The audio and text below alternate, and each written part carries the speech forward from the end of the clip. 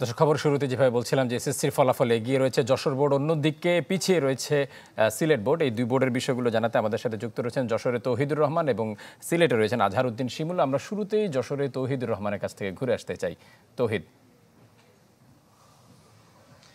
ফারুক, শুধু এই বছরই নয়, 2021 সাল 2022 সালেও কিন্তু যশোর শিক্ষা বোর্ডের এসএসসিতে দেশ সেরা হয়েছিল, কিন্তু অর্থাৎ গত বছর 2023 সালে 86.17% পাস নিয়ে একেবারে তলানিতে পড়ে গিয়েছিল যশোর শিক্ষা বোর্ড।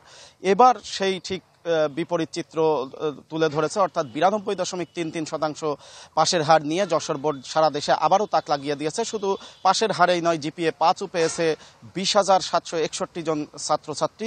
এর পেছনে কারণ হিসেবে যশোর শিক্ষা বোর্ডে আমি যেখানে দাঁড়িয়ে আছি, এই শিক্ষা বোর্ডের পরীক্ষা নিয়ন্ত্রক অধ্যাপক ডক্টর শাহিন আহমদ তিনিই বলছেন যে শিক্ষা বোর্ড এবং শিক্ষক শিক্ষার্থী অভিভাবকের মধ্যে যে সমন্বয় ঘটানো সেটা তারা করতে পেরেছেন, এবং একই সাথে প্রশ্ন ব্যাংক প্রথা যে যশোর শিক্ষা বোর্ড থেকে সারা দেশে চালু হয়েছিল, সেই প্রশ্ন ব্যাংকের আওতায় যশোর বোর্ডের সকল শিক্ষা প্রতিষ্ঠানে ক্লাস 6ষ্ঠ শ্রেণী থেকে 10ম শ্রেণী পর্যন্ত সকল পরীক্ষায় শিক্ষা বোর্ডের প্রশ্ন ব্যাংকের আওতায় হওয়ার কারণে তাদের প্রস্তুতিটাও ভালো ছিল। একই সাথে গত বছর ইংরেজিতে ফেল করার কারণে, ইংরেজি এবং গণিতের কারণে ফলাফল বিপর্যয় দেখা দিয়েছিল। এবছর সেই বিষয়টি শিক্ষা বোর্ডের পক্ষ থেকে অতিরিক্ত তদারকির কারণে সেই বিপর্যয় তারা ফিরে দেশ সেরা হওয়ার গৌরব দেখাতে পেরেছে বলে দাবি করেছেন শিক্ষক এবং শিক্ষা বোর্ড কর্মকর্তারা। একই সাথে আপনাকে জানিয়ে রাখি, সারা দেশে যে এবার আমরা সারাদিনই সংবাদ দেখছি যে 56 থেকে 58টি শিক্ষা প্রতিষ্ঠানে যেখান থেকে একজনও শিক্ষার্থী পাশ করেনি, সেই তালিকায়ও কিন্তু এবার যশোর শিক্ষা বোর্ডের কোনো শিক্ষা প্রতিষ্ঠান নাই, অর্থাৎ শূন্য পাশের হারের কোনো শিক্ষা প্রতিষ্ঠান নাই। এটাও যশোর বোর্ডের জন্য একটি সুখবর। এর পাশাপাশি অন্যান্য বোর্ডের মতো এখানে কিন্তু মেয়েরা এগিয়ে আছে পাশের হার এবং জিপিএ প্রাপ্তির দিক থেকেও। 20,000 শিক্ষার্থীর মধ্যে 11,400 শিক্ষার্থী জিপিএ পাওয়া, 11,000 শিক্ষার্থী হলো মেয়ে এবং 9,000 ছেলে। একইভাবে পাশের হার ছেলেদের যেখানে মাত্র 90%, সেখানে মেয়েরা 94% ছাড়িয়ে গেছে। এর কারণ হিসাবে শিক্ষা প্রতিষ্ঠানের প্রধান। তৌহিদ, আপনাকে অসংখ্য ধন্যবাদ। দর্শক, আমরা এই মুহূর্তে চলে যেতে চাই সিলেটে, যেখানে পাশের হারে পিছিয়ে রয়েছে শিক্ষার্থীরা। এই বিষয়গুলো নিয়ে বিস্তারিত জানাতে আজহারউদ্দিন শিমুল সেখান থেকে আমাদের সাথে যুক্ত হচ্ছেন। শিমুল।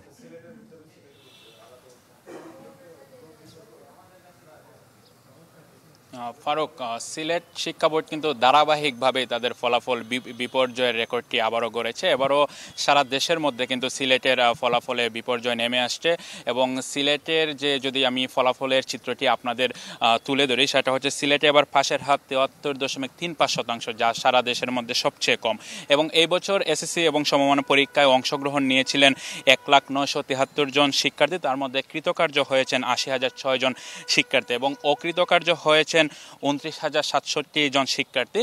তো এবছর জিপিএ 5 পেয়েছে 5,471 জন শিক্ষার্থী, যা গত বছর থেকে সামান্য বেড়েছে। গত বছর জিপিএ 5-এর সংখ্যা ছিল সিলেট শিক্ষা বোর্ডে 5,452 জন, অর্থাৎ এক্ষেত্রে মাত্র জিপিএ 5 বেড়েছে 19টি।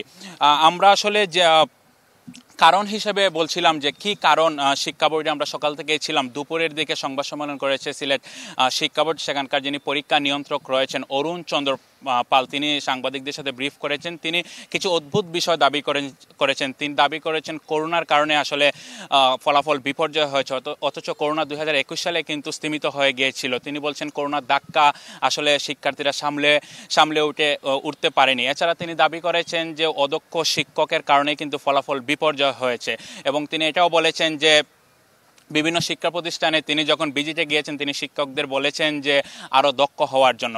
আমরা বেশ কয়েকজন অভিভাবকের সাথে কথা বলেছি, তারা বলেছেন আসলে শিক্ষা প্রতিষ্ঠানেও বেশ কিছু গাফিলতি রয়েছে এই ফলাফল বিপর্যয়ের ক্ষেত্রে।